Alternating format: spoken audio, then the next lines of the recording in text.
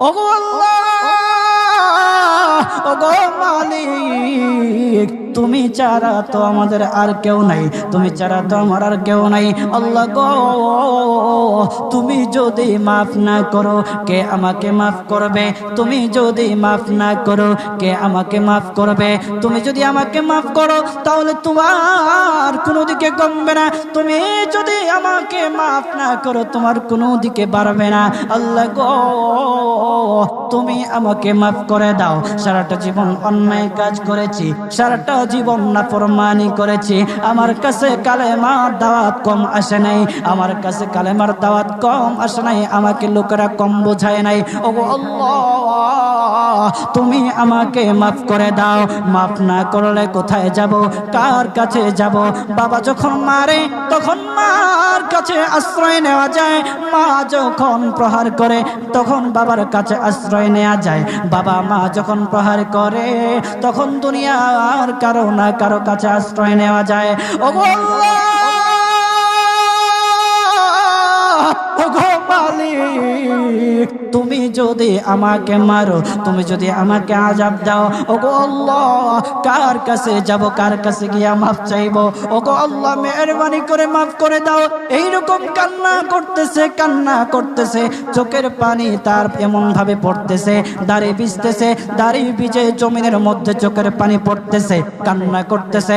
বান্দাটা কান্না করতে করতে করতে করতে আমার আল্লাহর কাছে এমন গ্রহণযোগ্যতা অর্জন করেছে, মহান আল্লাহ রাব্বুল আলামিন তার ডাকে সাড়া দিয়া তার জিন্দেগির সব গুনাহ মাফ করে দিয়েছেন। হযরত মূসা আলাইহিস সালাতু ওয়াস সালামের যুগের ঘটনা। একজন বড় পাপিষ্ঠ ছিল, জীবনে এমন কোনো গুনাহ নাই যে গুনাহ সে করে নাই। তার গুনার প্রতি অতিষ্ঠ হইয়া, মানুষ তার গুনার প্রতি অতিষ্ঠ হইয়া গ্রামের লোকেরা তাকে হাত পা বেঁধে জঙ্গলের মধ্যে ফেলে দিয়ে আসে। জঙ্গলের মধ্যে থাকতে থাকে, কিছুদিন থাকার পর মালাকুল মউত যখন তার সামনে এসে উপস্থিত, এর আগ মুহূর্তে সে বান্দা আল্লাহর কাছে ডেকে ডেকে বলতেছে, ওগো মালিক, তুমি ছাড়া তো আমাদের আর কেউ নাই, তুমি ছাড়া তো আমার আর কেউ নাই। আল্লাহ গো, তুমি যদি মাফ না করো কে আমাকে মাফ করবে? তুমি যদি মাফ না করো কে আমাকে মাফ করবে? তুমি যদি আমাকে মাফ করো তাহলে তোমার কোনো দিকে কমবে না, তুমি যদি আমাকে মাফ না করো তোমার কোনো দিকে বাড়বে না। আল্লাহ গো, তুমি আমাকে মাফ করে দাও। সারাটা জীবন অন্যায় কাজ করেছি, সারাটা জীবন নাফরমানি করেছি, আমার কাছে কালেমার দাওয়াত কম আসে নাই, আমার কাছে কালেমার দাওয়াত কম আসে নাই, আমাকে লোকেরা কম বোঝায় নাই। ওগো আল্লাহ, তুমি আমাকে মাফ করে দাও। মাফ না করলে কোথায় যাব, কার কাছে যাব? বাবা যখন মারে তখন মার কাছে আশ্রয় নেওয়া যায়, মা যখন প্রহার করে তখন বাবার কাছে আশ্রয় নেওয়া যায়, বাবা মা যখন প্রহার করে তখন দুনিয়ার কারো না কারো কাছে আশ্রয় নেওয়া যায়। ওগো আল্লাহ, ওগো মালিক, তুমি যদি আমাকে মারো, তুমি যদি আমাকে আযাব দাও, ওগো আল্লাহ, কার কাছে যাব, কার কাছে গিয়া মাফ চাইবো? ওগো আল্লাহ, মেহেরবানি করে মাফ করে দাও। এইরকম কান্না করতেছে, কান্না করতেছে, চোখের পানি তার এমন ভাবে পড়তেছে, দাড়ি ভিজতেছে, দাড়ি ভিজে জমিনের মধ্যে চোখের পানি পড়তেছে, কান্না করতেছে। বান্দাটা কান্না করতে করতে করতে করতে আমার আল্লাহর কাছে এমন গ্রহণযোগ্যতা অর্জন করেছে, মহান আল্লাহ রাব্বুল আলামিন তার ডাকে সাড়া দিয়া তার জিন্দেগির সব গুনাহ মাফ করে দিয়েছেন। ওই বান্দাটা তাওবা করতে করতে করতে করতে হঠাৎ ইন্তেকাল করে। ইন্তেকাল হওয়ার পরে হযরত মূসা আলাইহিস সালাতু ওয়াস সালামকে মহান আল্লাহ বলে দিতেছে পয়গম্বর মূসা, ও দুস্থ, দেখো অমুক জঙ্গলে আমার একটা পাগলা আশেক, আমার পাগলা একটা আশেক মারা গেছে, ওই আশেকটার জানাজা তুমি পড়াও, দাফন কাফনের ব্যবস্থা করো। ও মূসা, আর তুমি একটা ঘোষণা দিয়ে বলে দাও, একটা ঘোষণা দিয়ে দাও মূসা রে, ও মূসা, তুমি ঘোষণা দিয়ে বলে দাও যে আমার এই বান্দার জানাজার নামাজ অংশগ্রহণ করবে, মহান আল্লাহ তার জীবনের সব গুনাহ মাফ করে দিবে। আল্লাহু আকবার। আরো জোরে বলেন না আল্লাহু আকবার, আরো জোরে বলেন আল্লাহু আকবার। হাত উঠায়া বলেন আল্লাহু আকবার, আল্লাহু আকবার।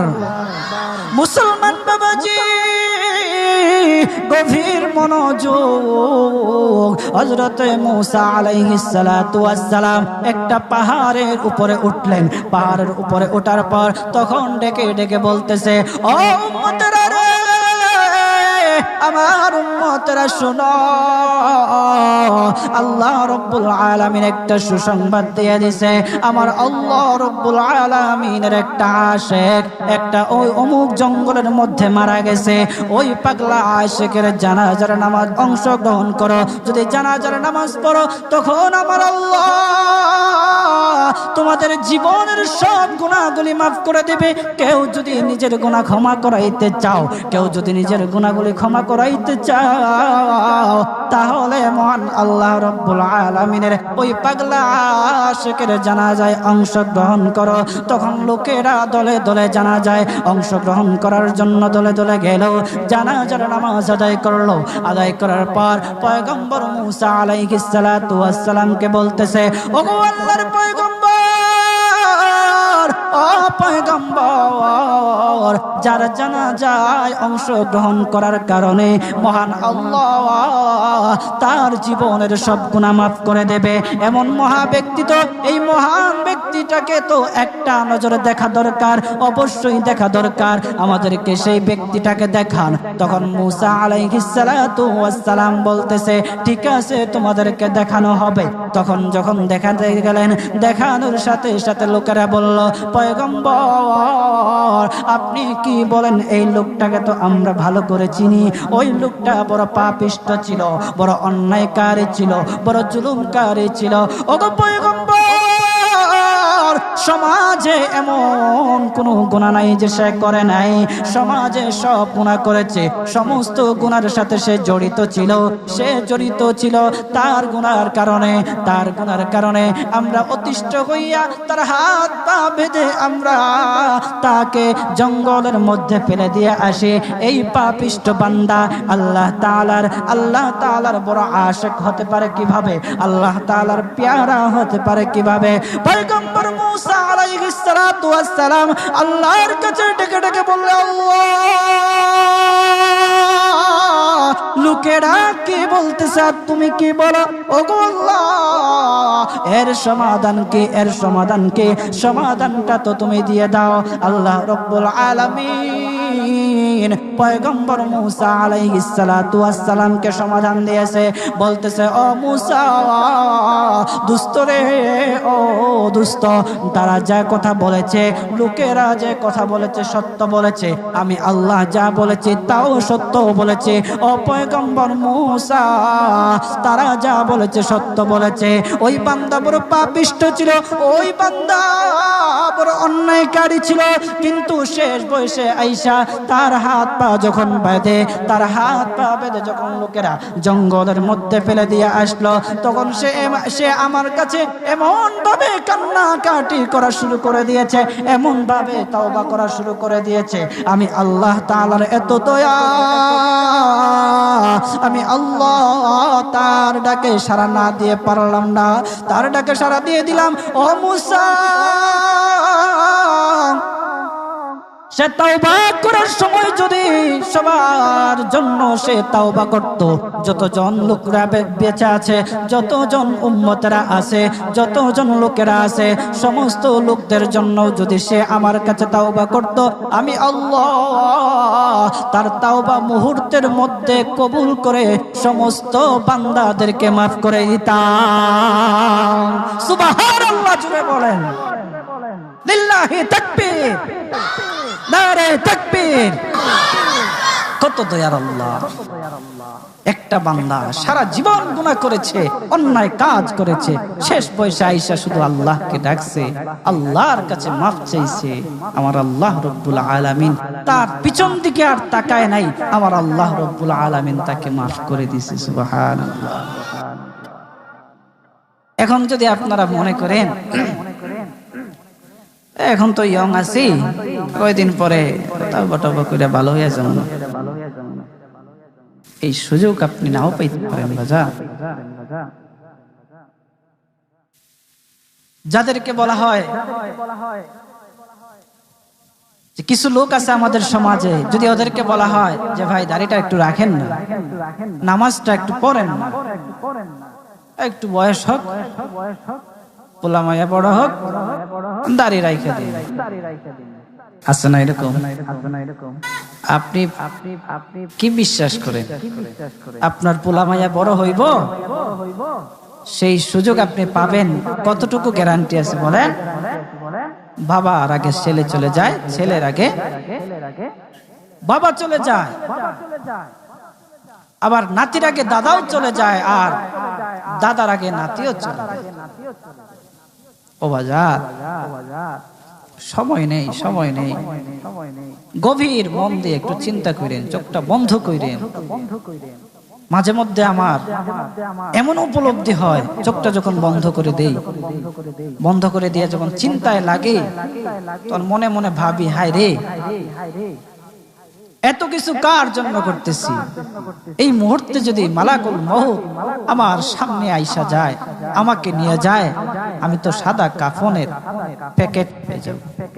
তখন এই সম্পদ নেয়ার জন্য, আমার জিনিসপত্র নেয়ার জন্য আমার আত্মীয় স্বজনরা খাড়াখাড়ি করে দেবে।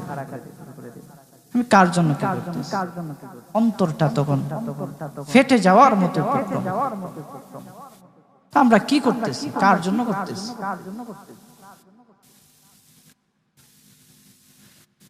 আজকে মরে গেলে আপনার সন্তান কালকে আপনাকে স্মরণ করবে কিনা সন্দেহ আছে। কিছু কিছু ঘটনা এমনও ঘটে যে বাবা মারা গেছে, সেই সন্তানেরা সম্পত্তি বন্টন করার জন্য বাবার লাশটা পর্যন্ত দাফন করতে দেয় না। আমাদের সমাজে এগুলো দেখা যায় না? আপনি কার জন্য কি করতেছেন? কার জন্য করতেছেন? কি করিলাম দুনিয়াতে আসিয়া,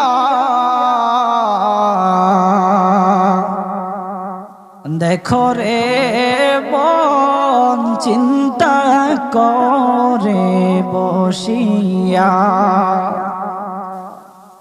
বসে বসে চিন্তা করে কি করলাম দুনিয়াতে, কি করলাম।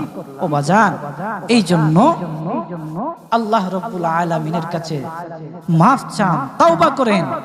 আল্লাহ রাব্বুল আলামিন আপনার ডাকে সাড়া দিবে, আপনার তাওবা আল্লাহ রাব্বুল আলামিন কবুল করবে।